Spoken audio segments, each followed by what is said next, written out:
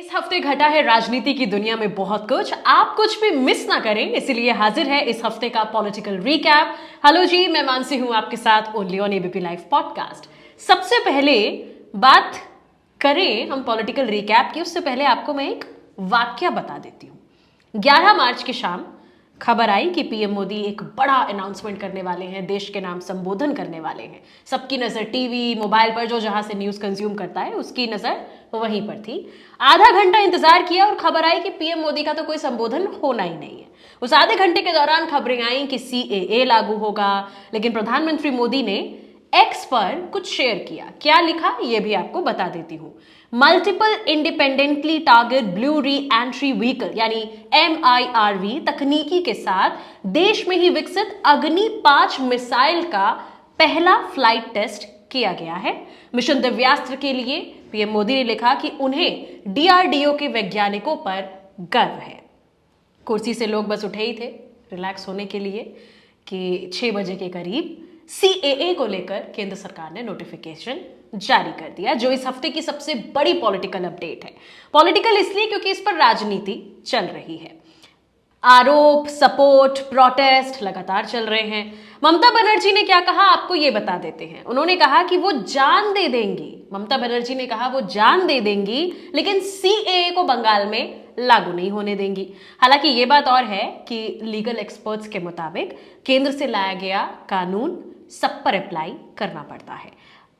फिलहाल ममता बनर्जी ने बंगाल के लोगों से भी अपील की है कि सिटीजनशिप के लिए वो अप्लाई ना करें। ऐसा करने से वो अवैध प्रवासियों की लिस्ट में आ जाएंगे और उनके अधिकार छीन लिए जाएंगे।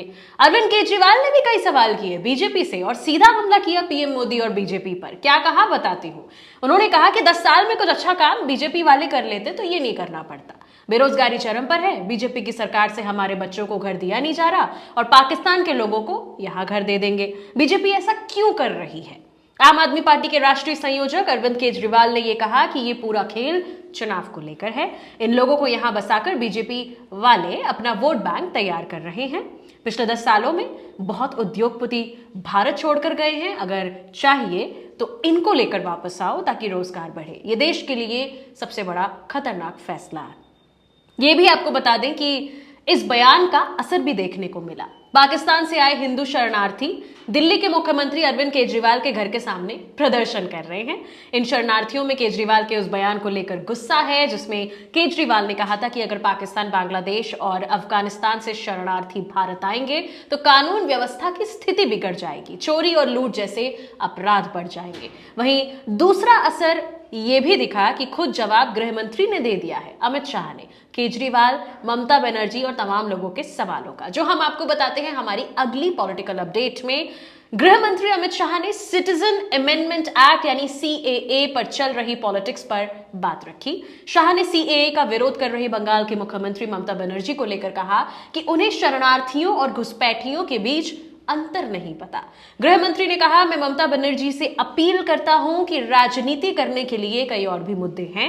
कृपया बांग्लादेश से आने वाले बंगाली हिंदुओं का विरोध ना करें, आप भी एक बंगाली हैं। ऐसा अमित शाह ने कहा कि वो ममता बनर्जी को चैलेंज करते हैं कि वो बताएं इस एक्ट का कौन सा नियम किसी की नागरिकता छीन रहा है। वो सिर्फ वोट बैंक के लिए हिंदुओं और मुस्लिमों के बीच दूरी और डर बना रही हैं।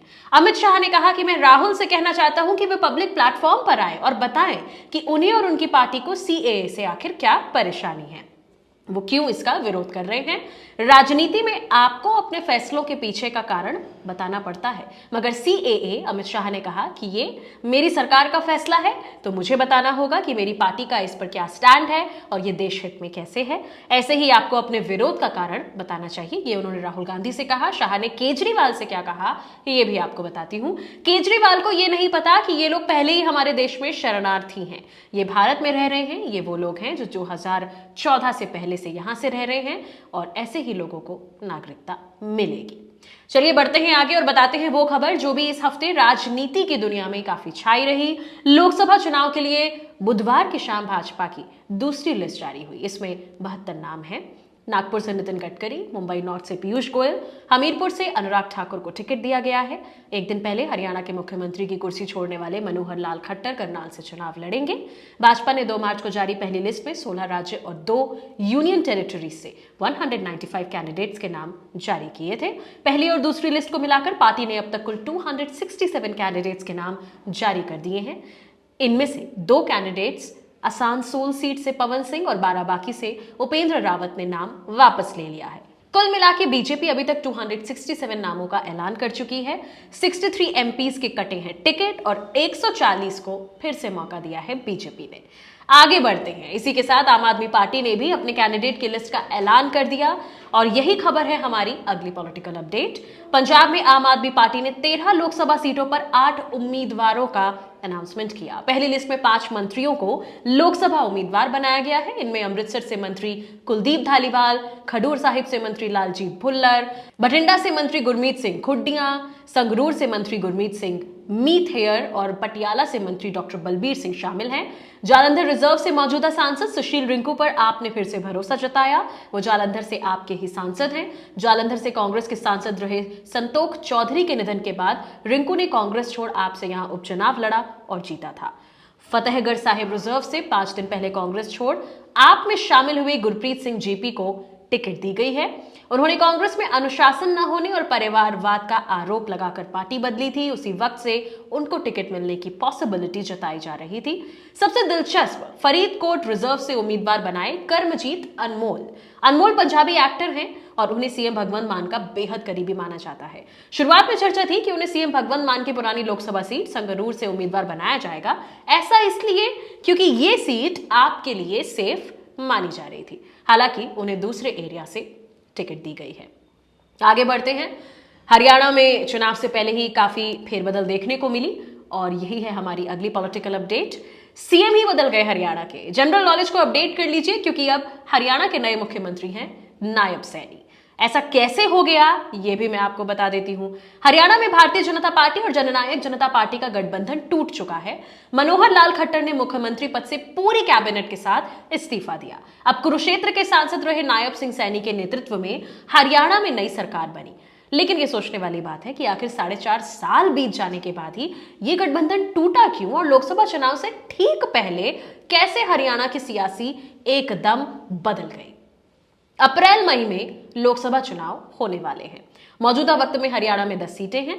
जननायक जनता पार्टी भाजपा से 2 सीटें लेने की मांग कर रही थी, मगर भाजपा ये सीटें जजपा को देने के लिए तैयार नहीं था। भाजपा और जजपा साथ मिलकर सरकार चला तो रहे थे, मगर कहा जाता है कि सरकार के बीच में आंतरिक कलेश जारी था। कई बार विधायक नेतृत्व के सामने नाराजगी व्यक्त कर चुके थे और कुछ इन्हीं कारणों से, इन्हीं रीजन से हरियाणा में चुनाव से पहले ही सब कुछ बदल गया। फिलहाल नए मुख्यमंत्री नायब सिंह सैनी ने 13 मार्च को विधानसभा में ध्वनिमत से फ्लोर टेस्ट भी पास कर लिया। विश्वास प्रस्ताव में चर्चा के दौरान कांग्रेस के नेता पूर्व सीएम भूपेंद्र सिंह हुड्डा ने सीक्रेट वोटिंग कराने की मांग की थी, लेकिन स्पीकर ज्ञान चंद गुप्ता ने इसे नहीं माना। आगे बढ़ते हैं। हमारे आज के पॉलिटिकल रिकैप में अगली पॉलिटिकल अपडेट क्या है ये भी आपको बता दें।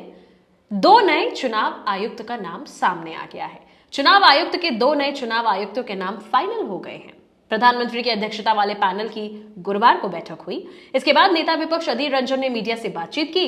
उन्होंने कहा कि पूर्व आईएएस अफसर ज्ञानेश कुमार और सुखबीर संधू के नाम पर मुहर लगी है। सुखबीर उत्तराखंड के चीफ सेक्रेटरी और एनएचएआई के चेयरमैन रह चुके हैं। उधर ज्ञानेश कुमार 1988 बैच के केरल कैडर के आईएएस ऑफिसर हैं और गृह मंत्रालय में तैनात रह चुके हैं। धारा 370 पर फैसले के वक्त गृह मंत्रालय में तैनात थे। वो सहकारिता मंत्रालय में सचिव पद से रिटायर हुए हैं। हालांकि अभी चुनाव आयुक्त की नियुक्तियों का कोई ऑफिशियल अनाउंसमेंट नहीं हुआ। राष्ट्रपति द्रौपदी मुर्मू की मंजूरी के बाद ही इनकी नियुक्ति की जाएगी। चलिए अब आपको अगली पॉलिटिकल अपडेट बता देते हैं जो बेहद इंपॉर्टेंट है। देश के पूर्व राष्ट्रपति रामनाथ कोविंद की अध्यक्षता वाले पैनल ने एक देश एक चुनाव, 1 नेशन 1 इलेक्शन को लेकर राष्ट्रपति द्रौपदी मुर्मू को अपनी रिपोर्ट फाइनली सौंप दी है। 18,626 पेजेस की इस रिपोर्ट में कई अहम बातों का जिक्र किया है।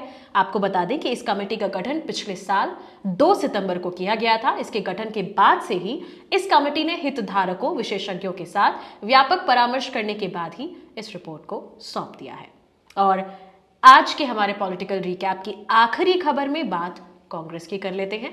कांग्रेस अध्यक्ष मल्लिकार्जुन खड़गे ने पार्टी के पास पैसे की कमी होने का संकेत दिया और आरोप लगाया कि लोगों द्वारा दिया गया चंदा जिन बैंक खातों में जमा किया गया था उन पर केंद्र सरकार ने रोक लगा दी है। आयकर विभाग ने पार्टी पर भारी भरकम जुर्माना लगा दिया है। खड़गे ने प्रधानमंत्री नरेंद्र मोदी पर निशाना साधते हुए लोगों का आह्वान किया कि वो देश में संविधान और लोकतंत्र को बचाने के लिए आने वाले लोकसभा चुनाव में एक साथ मजबूती से खड़े हों और कांग्रेस की जीत सुनिश्चित करें। इस हफ्ते के पॉलिटिकल रिकैप में इतना ही। मैं मानसी हूं आपके साथ। अगले हफ्ते फिर से मुलाकात करेंगे with some new political updates only on ABP live podcast. Video अच्छा लगा हो लाइक और शेयर करना बिल्कुल मत भूलिएगा और एबीपी लाइव पॉडकास्ट को सब्सक्राइब करना बिल्कुल मत भूलिएगा।